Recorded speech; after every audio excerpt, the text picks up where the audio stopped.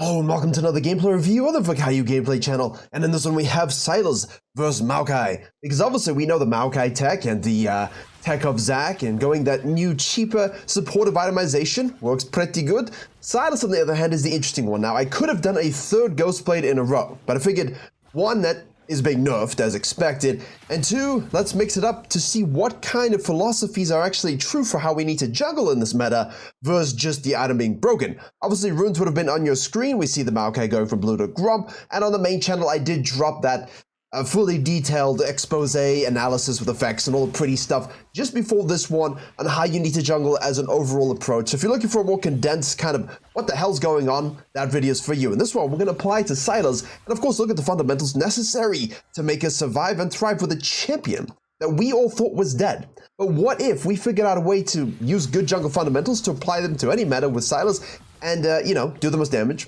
have the highest kill participation, and of course farm at 7.5 CS per minute, because that's how I like to play. I don't like the low CSPM stuff. I like the efficient, high KP, measured aggression, good ganking cadence, watching and paying attention to vision, all the stuff that I cover in all my jungle courses, fully developed and ready to be injected into your veins if you want everything in one place to help you climb and smurf as fast as possible. Now in this particular case, we don't go for the red because the red is the single buff, single target kind of camp that will chunk us quite a lot. So what we do is we do the raptors into the krugs and say, hey, let's use that for a great ganking angle on the bottom side. And also, what I'm going to pause to show here is, the most important thing is, obviously, we have this very important aspect of, hey, when bottom lanes are shoving and they're going to ward here now and they're pulling back, we don't have that 5-minute scuttle. 5-minute scuttle. We don't have that 5-minute blasting cone, so we're gonna have to get used to, again, going over walls with like SYLAS E's, going around walls. We're not gonna have this one either. So basically, if you don't have map scaling and you wanna go all the way across around this for this gank, that's such a retro feeling thing.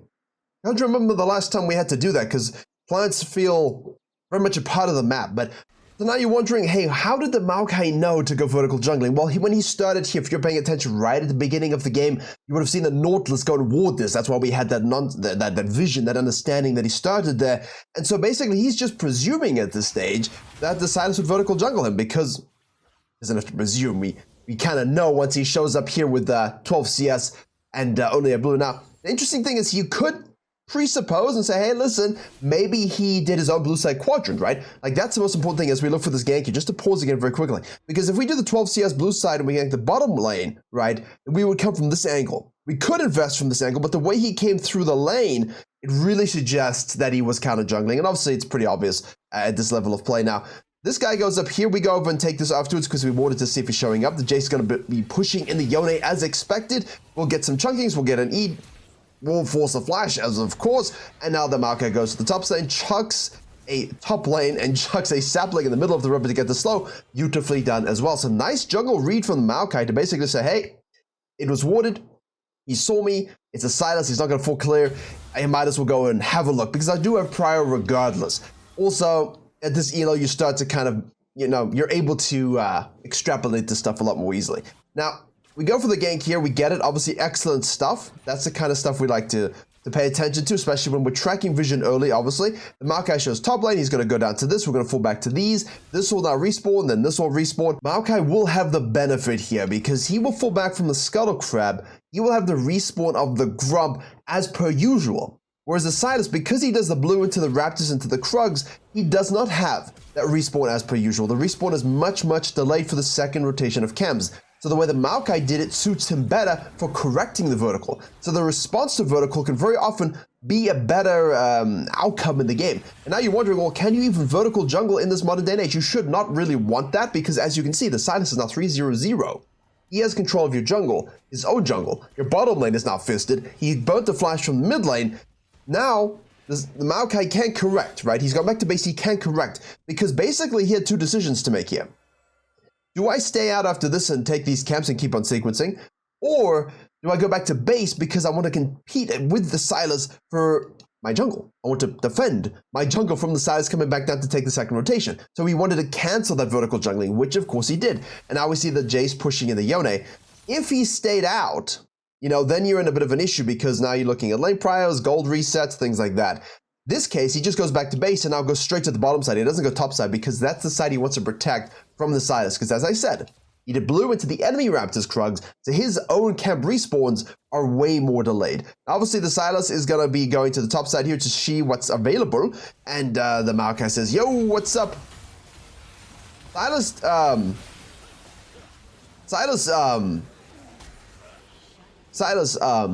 really committed to that defense, didn't he? Just straight up flashed the wall to try and help. So if you're asking, hey, can we still dive? You can. They did. If SYLAS doesn't show up, it's a little bit better for them, but hey, that's fine. The SYLAS now was going to the top side because he took this grump, right? So he had one camp on the side of the map, and he's kind of hoping that these camps have respawned already, depending on where the Maokai showed up and did them. The Nautilus now roams, and this is the greed. This is the greed you don't want to be doing. Why would you go for this? The SYLAS is going to respawn. The Yone is going to be up. The Nautilus has a bit of prio there. He wants revenge for the gank. This is just a greed play because we corrected and offset the vertical, so we could just kind of fall back and take our camps, especially if we're, healthy enough to do so. Now the SYLAS though says, all right, fine. I'll go to the bottom side because you died taking that, so the only have this up. And this is spawning, this will respawn, this is available, and this is up. Also, all of this stuff will be respawning as well, so I'm gonna go ahead and just use a prio and take the dragon. This guy will have to go topside. So again, the Maokai's decision making has forced himself away from the bottom lane. And SYLAS has said, jungle diff because I path bot. So if you're wondering, should we path bot? It's always a good idea, especially early, especially if you want to gank. And while I'm not a huge fan of the vertical jungling anyway, I don't think we really want to instigate it as SYLAS. We could have done a blue side quadrant and kind of just ganked it anyway. But what it did do is force another ganking jungler to be compromised, and he could freely gank this lane, no stress. And I think that's something really big to think about.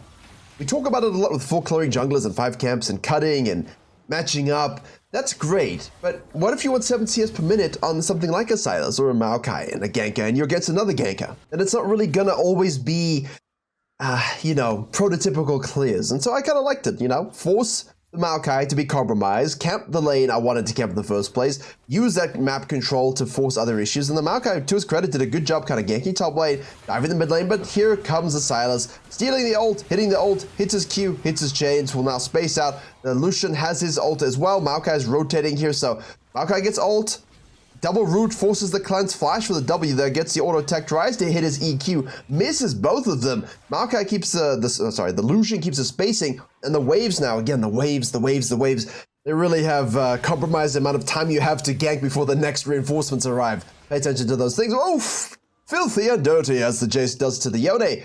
The SYLAS now, again, we're 43, 8 minutes in. We're a long way from our targets. Maokai's at 63 CS, so the Maokai, if you're paying attention, is kind of just sequencing, reacting, cutting, but he's not driving, right? He's just reacting, and he's doing a good job of kind of playing with what he gets. But the SYLAS wants that high threshold CSPM, and he's had the impact so far. Now, when you front load your impact like this is great because your laners are typically in a good spot. However, we have all the kills. So we need to be able to do something about that. Nautilus now, again, top lane out of mana against the Syndra, so I should probably move that for you. Apologize, OCD homies, who were triggered by that. We'll hit the Scry's movement, sneak away a Herald. This is still what you want to do. So it's a little bit late, but we do want to reset and make sure we're getting that Herald nice and fresh. So objectives as well. Kills, objectives, cut the Maokai out from his game plan. Yeah, the Maokai farmed, but he had nothing else to do. And we were the driving force of the early tempo, plus got objectives. Now the Maokai says, okay, look, you're most likely gonna want to take the Herald. So I'm gonna stay to the bottom side here. Leona hits his Zenith Blade. Maokai, of course, will hit his Roots of Destiny and then hit his Twisted Advance. And, yeah, goodness gracious. For a second, in your mind, like I said the name of the ability as we hit it again, and I thought, hey, is that correct? And of course, I have many, many points of Maokai Legacy. Anyway, name forgetting aside, just to reverse a little bit, the SYLAS decides, hey, let's counter gank that gank, and Yone does it for us. That's fine. We'll get some counter jungling. And of course, we got the objective. So this is all well and good. The Maokai will now go again for the cheeky counter jungling, but again, you've got to look at it from the Maokai's perspective. Hey, look, cool, the SYLAS is topside, the Yoda's topside, ha ha ha, but the Nami's going to respawn, and she's not going to need to be in lane, because this guy's by himself, so basically she's going to walk through here, looking to, 1, help this, 2, also kind of roam a little bit while the ADC isn't needed. SYLAS shows up here, we get away with it this time, but against lower elo support, who's maybe not noticing this mid lane fray, they'll just come down here for like some vision and some protection, just walk into you. and the enemy jungler will just cross just to kill you. So, like with this, where the Nautilus did the same thing, just pay attention to the back timers, where your laners are, where it's a good idea to kind of get cheeky with that counter jungling. But, you know, we got it, we get out, it's okay. It wasn't the biggest risk, but just want you to note, okay, look, I'm staking this. The enemy bot lane could show up, someone could show up, I just need to be a little bit cautious. Now, the SYLAS basically says, let me hold, let me shove, let me infuse myself with gold. Done it for strike, have Dark Harvest. We are now on for the stacks 5 only. We do have the red, we're going to do the Krugs in theory, but if we extrapolate that, hey, this is available and I think people might come topside, why don't I go for a nice little cheeky counter gank, and maybe if Jace is going to swap, we can do a kill here as well. Syndra goes down to the mid lane. We have here the Leona and the Varus still there. Boom. Sorry, almost missed it. I like this a lot. Ah, how do we miss a chains from there? I mean, well then. So when you have so much CC and damage, it doesn't matter that you hit that you missed any of your spells. It is what it is. The Maokai again though, lagging behind. Like, yeah, you're taking camps. Yes, you're farming. Yeah, you're kind of doing some stuff. But the SYLAS, like, this was a proactive play. This was a proactive play. This was a proactive gank, proactive dragon, a proactive herald. He's not reacting to anything. He is basically controlling what the Maokai is able to do on the map. I think that's the most important thing here when you're in this meta. It might feel fast-paced. It might feel fast-paced, and it is fast-paced, but a lot of it is because the minions are fast, so the timer is down, and we're just feeling the need to do more than we necessarily need to, you know? Why are we still fighting? Like, just leave. Why are you dying for this? But the SYLAS will say, okay, I guess I can do the dragon. So we're not driving this one, but again, like, is that worth the trade from the Maokai's perspective? Lucian is obviously, what's the cash money amount? 4.7 to 4.3. Because he doesn't have the kills, he's only at 400 gold, so I know it's okay and normal to say, I spam ganked bottom lane. He's fed. I mean, yeah, you have everything. Well, they send everyone top lane for plates, so, you know, we're trading plates for a dragon at this stage. That's okay, but, you know, if you want to snowball and you just want to keep the flow of the game and you want to keep your teammates happy, this is just so easy, isn't it? So easy when you're in the driver's seat of the bus and you control the objective ping pong, and the enemy jungler is a little bit trailing in terms of what he can do. And yeah, he's farming, but you saw this. From the couple ganks, from the couple waves that we held in the shove plus the objectives, we've equaled the CS now because the Maokai is eventually going to feel the need to do stuff. Again, this is a little bit now greedy in terms of, hey, the Maokai's resetting, he's coming on down here, we're going for the Krugs, the bot lane can rotate, but in this case, we have 6.6k gold by 13 minutes, the Maokai's got 5.0, we are further ahead of them, right? It's not the same kind of mistake where we're by ourselves. We have our team with us. That's the difference. But again, still, if I see this, and I'm the Zyra, and I am fed, I will defend, and you will most likely die in this particular case because of the damage profile, but the same... Okay. Ah, finally, there you go, there it is. We haven't seen a lot of it yet. I think top laners haven't realized exactly what's going on here. Chains, passive chains, max range E, in and out. Beautiful. So, in all the games we've covered so far, we've not seen a very game-swinging TP pre-14 minutes with that buffed Unleashed teleport. I think they forgot about it. But the Nautilus saves it, uses it, rotates to it, is able to clean it up. Again, there's nothing wrong with going for the Krugs here. This is in fact the right play. We want to go for the Krugs, dive and take this bottom lane, shove it out, everyone resets, and now we can start moving the chess pieces around the map. That's what you want to do. But you have to pay attention to when the enemy jungler based after they pushed his turret and did the gankings and all that kind of stuff, because you know he's going to rotate direct to this, because he should rotate direct to this, because he knows that's what the SYLAS wants to do, and the bottom lane should all react, so it becomes a 3v3 skirmish. It's only greedy if your bot lane wants to reset. Or they're low HP and they can't help you. So that's what I was kind of getting at. I probably shouldn't have said, oh, this is greedy, but you know what I mean. Out of base to the blue, we want 11 before we do anything else. Less of a, you know, like Karthus level spike, but still, 11's always good for cooldowns, damage, haste, whatever your champion scales with. Always in these cases, we want to try and get 11 before the next fight, just so we can use like Kha'Zix for evolves and things like that. It's really, really powerful not to waste it, especially on things like Nocturne, right? Because you get that added range as well. Really important to not waste that, that cooldown plus that range on that. See, here we go again, the same as the Maokai. Like, why? You know, we get the rotational kill, that's great, that's cool, all right? There's no reason to wait for 11 and be AFK. Yes, we want 11, but if we see a fight we can rotate to, where we can actually do things and control a crucial moment in the mid game, we'll do it. But now again, like Fog of War, look at this from a low elo perspective. What I tell you all the time in the courses and in coaching and and all the content, don't go where the whole team is just bloody sitting. Because your Yone's a base, bot lane are a little bit, you know, in the mid lane, push back a bit. You've not pushed forward with no vision. This guy's down here, no TP because he just used it. It's a throw, it's a shutdown, it's not good, it's sad, it costs you wins, and it makes a rabbit cry. We don't want that at all. There's a very filthy pun I was gonna go with rabbit, but if you know, you know. Anyway, if we go with the Nautilus shoving this and pulling back beyond vision control, they will most likely get this turret here, but we are still okay, 8-2-2. So you're looking at it, Yone over the wall, ults the Maokai, Nautilus goes in, yes, he can do it, come on Nautilus, you can do it, oh, he gets stunned, Varus turns, oof, block it, block it, block it, Yone comes back, alright, Maokai kills the Lucian, and now Sylas is like, okay, now it's my time. Yeah, this is it. See, this is what it is. Oh, that was a good steal ult. Really, really nicely done. We can hit the Chains of Destiny afterwards. We just W to kill that guy instantaneously, basically. We respace with our E, go back in on the overall commit, hit our Q passive, and obviously, Q and plus passive to get that next kill. Quadra kill. Well then. Remember the 5th of November. Now, remember when I told you all what was the best strategy for mid-game carrying? Have an early game for the ages and master it. Make sure every game you have an early game for the ages, and you will most likely win most of your games. Because it doesn't matter if you're scaling, snowballing, early game jungler.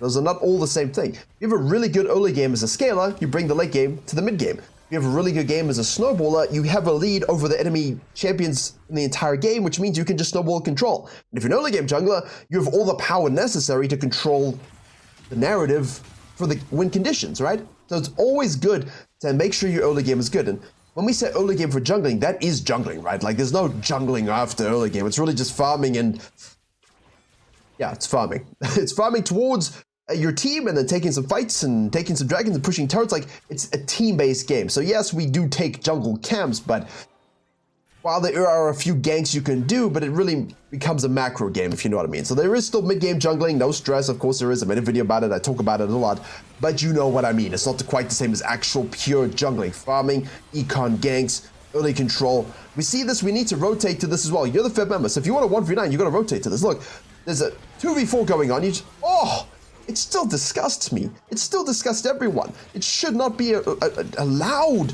whatsoever. We do have the Maokai ultimate as well. We're going to basically just do that here. We have Chains of Destiny as well. It doesn't really matter. Just hit W. I mean, people complain about Ghostblade, and this still does this.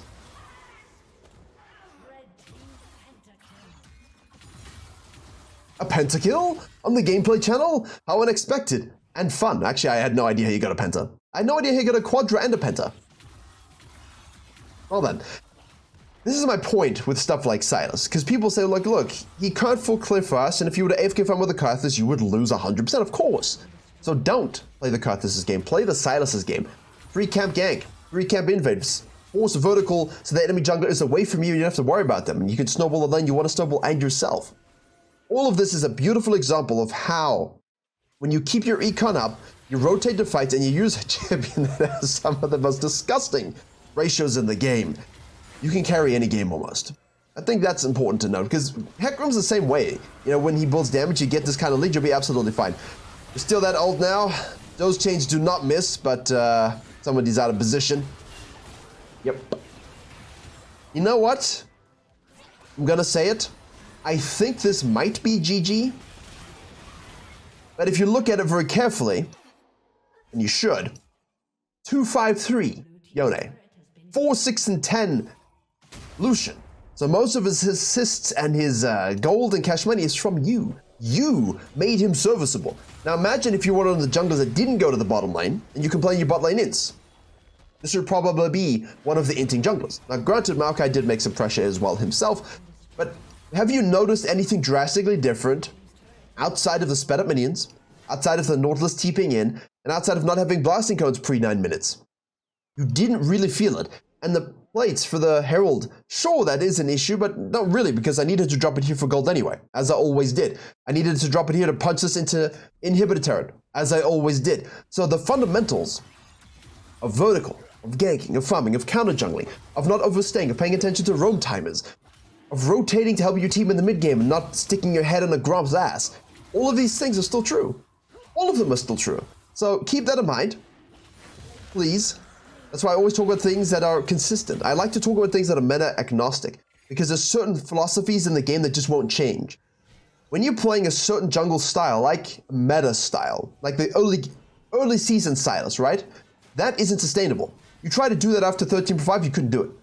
Try to do it now, where you literally just spam ganked 18 years the bottom lane without this kind of consideration of the Maokai and the counter jungling here or the counter jungling there. You know, all of those things are just... Like, I know you're not going to have evolution in silver and in gold and platinum, you know, just randomly do that, but you most likely will actually, because they're not going to think about the nuance of, hey, should I do this? They're just going to say like, oh, look, I got Gale Force and Rapid Fire Cannon plus the lethality Dirk stick, so maybe I can do something about that. That's all they're going to think about, because they're always going to be out of position, so you might as well give them as much gold and as many stats as possible. We rotate, we steal in a chokehold, we activate the classic Worlds counter. Hey, they picked Maokai, I picked SYLAS. Your ult is now my ult, or our ult. Jesus, the damage is still so disgusting. Absolute. Insane how much damage Night Harvest to SYLAS does, especially with the Shadow Flame. And granted, I know he's ahead, but I think people forget about it. They're not willing to put in this unique early game to make it strong, to snowball properly, but there you have it. 7.5 out, 7.4 out CS per minute, 21 kills, a pentakill, a quadra kill. Quite a very well-measured game, adhered to the fundamentals, made an exquisite gank early. I love this, right? Basically, okay, we see him, just cut, snack, leave the red. Don't be obsessed with the red. Pick the Raptors and the Krugs to get 3. And then gank the bottom lane and take it away from him. So if he's pathing down and he didn't cut, now he's trailing you. Now all he has is the red, and you can just go back to this, loop back to this. Depending on the timing, you could probably do this as well, and then you can counter gank that again. And now the Maokai's out of the game. So either way, the decision to drive the tempo, the decision to aggressively make these moves, just gave him everything he needed to snowball. Important to note as meta changes, because those will always be true. Virkayu.gg for free jungle improvement PDF. Main channel for all the effects on how to play the mid game, the late game, the team fights, and of course, all the different styles we do have in this new 13.10 reality. Thank you very much for watching, and as always, I will see you all in the next one.